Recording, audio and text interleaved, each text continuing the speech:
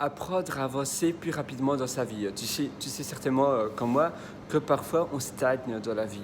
Parfois on ne sait pas où on va trop et on voit les jours qui passent, les mois qui passent surtout, et même les années qui passent, et ça passe très très vite. Et on se dit, mais j'ai pas fait énormément. Et on se sent pas très satisfait, tu vois, on se sent pas. On se dit, mais je pourrais être quand même plus satisfait. Ça a été, mais voilà, j'ai pas fait tout ce que je voulais faire et j'ai l'impression que dans ma vie professionnelle ou même dans ma vie de couple, dans ma vie personnelle, dans ma vie peut-être en tant que parent, personnellement je ne suis pas père, mais voilà, ça peut être exactement pareil. On se sent, euh, on se sent plus ou moins dans un peu comme si on était sur une plateforme qui stagnait. On a l'impression de ne pas vraiment avancer. On a l'impression de ne pas vraiment aller de l'avant. Et on ne sait pas trop comment faire. Et je voulais simplement te donner quelques astuces qui pourraient t'aider éventuellement, et je l'espère vraiment, pour que tu puisses avancer davantage. La première chose, c'est d'avoir un plan d'action, pas à pas. Donc, bon, maintenant c'est facile de le faire. On en entend parler tout le temps, plan d'action, to-do list, etc. Ici, ça va pas être exactement pareil, c'est être différent. Parce que c'est vrai que souvent, on se dit, mais c'est intéressant, mais rares d'ailleurs sont les personnes qui se mettent vraiment à l'action et qui en font un, parce que souvent on se dit, ben, c'est intéressant un plan d'action, c'est intéressant d'avoir une to-do list, mais finalement, au final, on se dit, ben oui, mais ça serait dans ma tête, j'ai plus ou moins le stimuler dans ma tête, mais en réalité, l'effet est tout à fait différent, et après 2-3 jours, on l'oublie même. Donc vous voyez, vous devez vraiment l'avoir un concret sur papier. Vous prenez un papier assez gros, un gros papier, je vous le conseille, parce qu'une bête feuille de papier, ça montre déjà que vous ne prenez pas cela assez au sérieux. Et puis ça fait plus brouillon, ça fait plus, voilà, ça va vite se perdre.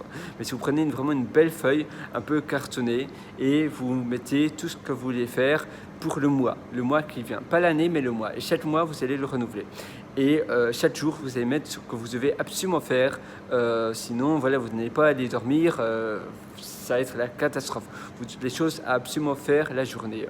Et évidemment, vous devez être raisonnable. Vous ne devez pas en mettre trop parce que sinon, ça sera impossible de les faire. Donc, vous devez finalement toujours être raisonnable dans la quantité.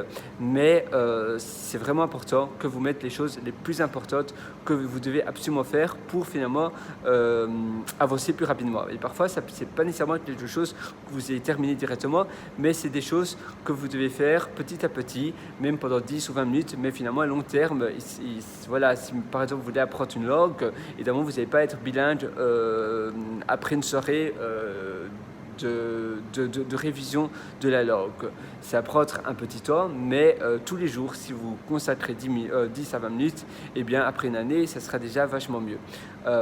Et vous devez vraiment vous y tenir. Donc, sur cette liste-là, vous allez mettre toutes les choses que vous voulez absolument faire sur le mois.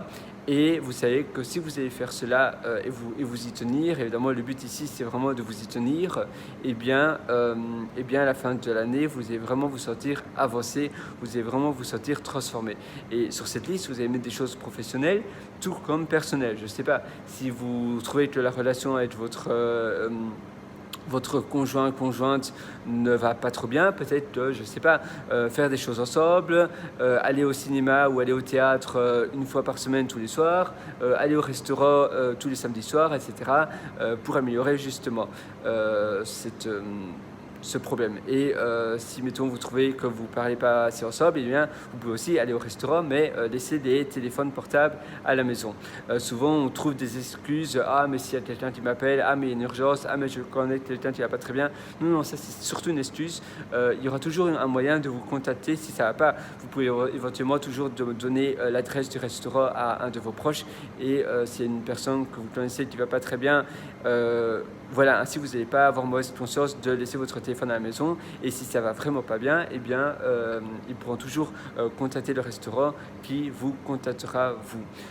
Mais essayez vraiment de laisser votre téléphone à la maison si vous voulez améliorer voilà, si vous êtes dans le cas de l'amélioration de votre vie de couple, eh bien, faites des sorties alors sur votre plan d'action. Faites des restrictions comme laisser les téléphones à la maison, etc. Il y a plein d'autres choses comme ça. Si c'est pour votre vie professionnelle, si vous voyez que vous avez des lacunes par exemple, eh bien, essayez de voir qu'est-ce que vous pouvez faire tous les soirs ou tous les matins avant de commencer le travail et vous pouvez même consacrer seulement une demi-heure, mais par exemple lire un livre, un manuel, apprendre un cours en ligne, etc. Et vous vous y tenez vraiment à faire cela. À côté de votre liste d'actions, cette liste qu'on vient de parler, à toutes les choses que vous pouvez mettre dessus, eh bien, vous allez avoir un cochon tirelire. Et si vous y tenez pas, eh bien, vous devez mettre un minimum de 5 à 10 euros de cochon tirelire. C'est-à-dire que si un matin, vous n'arrivez pas à faire cela, eh bien vous devez mettre un billet de 5 à 10 euros dans le cochon tirelire et vous devez vraiment prendre cela au sérieux. Avant, je conseillais de faire un virement, etc., à une organisation, etc. Vous pouvez le faire à la fin, mais j'ai trouvé que finalement, le fait de faire un virement, on ne le fait pas parce qu'il faut prendre son téléphone, utiliser l'app banking, etc., et ça prend plus de temps. Par contre, si vous avez un cochon tirelire directement à la disponibilité de votre... de chez vous, évidemment vous devez avoir du cash, ça c'est vrai, mais essayez de toujours avoir plein de billets de 5 et 10 euros en cash, parce que sinon ça sera difficile de vraiment prendre cela au sérieux. Et à la fin de 3 mois, si malheureusement vous ne tenez pas très bien vos objectifs, c'est-à-dire qu'il y a un problème, donc essayez de voir ce qui ne va pas bien. Mais donc à la fin de tous les 3 mois, je vous conseille vraiment de faire une review, comme on appelle, vous allez simplement vous faire un état, comment ça s'est passé vos 3 mois, et vous allez voir votre cochon tirelire s'il y a beaucoup d'argent ou pas. Et s'il y a pas mal d'argent, malheureusement, vous devez voir qu'est-ce qui n'a pas été et comment ça n'a pas été. Et l'argent qu'il y a dans le cochon tirelire, donc tous les 3 mois, par exemple, vous allez faire le relevé de l'argent et vous pouvez soit donner ça à quelqu'un qui en a besoin, à vos enfants, ou bien à votre époux, à votre épouse, à vos parents, ou bien à une organisation. Mais ça ne sera pas pour vous, bien évidemment, parce que sinon, voilà, il n'y a pas d'intérêt. Il faut vraiment prendre cela au sérieux. Donc oui, tous les 3 mois, vous devez vraiment faire une révision, si ça s'est bien passé ou pas, et si ça ne s'est pas bien passé, c'est de voir pourquoi vous n'avez pas respecté votre liste d'actions à la lettre. Peut-être qu'il y avait trop d'actions que vous avez mis dessus, peut-être que vous n'avez pas été assez motivé. Si vous n'avez pas été assez motivé, essayez de voir les raisons liées à votre motivation et essayez toujours de vous améliorer quotidiennement. Donc tous les jours, ça c'est pas tous les 3 mois, mais tous les jours, essayez de voir qu'est-ce que vous pouvez faire mieux et plus rapidement. Sur votre liste d'actions, si vous ne savez pas faire toutes les actions qui sont mises dessus, c'est-à-dire que peut-être aussi votre productivité n'est pas l'idéal. Peut-être que vous devez, peut-être que vous essayez de faire plusieurs choses à la fois. Par exemple, peut-être que votre télévision est allumée et peut-être que vous essayez de, en même temps, regarder votre télévision et en même temps faire une action de votre liste d'actions. Et ça, c'est pas l'idéal. Vous devez vraiment faire une chose à la fois. Vous savez qu'on pense que l'esprit humain est multitâche, et en réalité, non, pas du tout. On swap, donc si vous pensez que vous êtes multitâche, c'est parce qu'en fait, pendant une seconde, vous êtes sur une tâche, et puis une seconde, vous êtes sur une autre tâche, mais ça donne l'impression, parfois, regarder la télévision et en même temps faire autre chose, mais en fait, le cerveau, il va tout le temps par des microsecondes à une tâche, à une autre, à une tâche, à une autre. Et ça ruine vraiment votre productivité et votre concentration. Vous devez vraiment être dans le flow. Un livre que je vous conseille, c'est Deep Work de Cal Newport. C'est vraiment un livre extraordinaire et il en parle aussi. Voilà, faites vraiment cela au sérieux.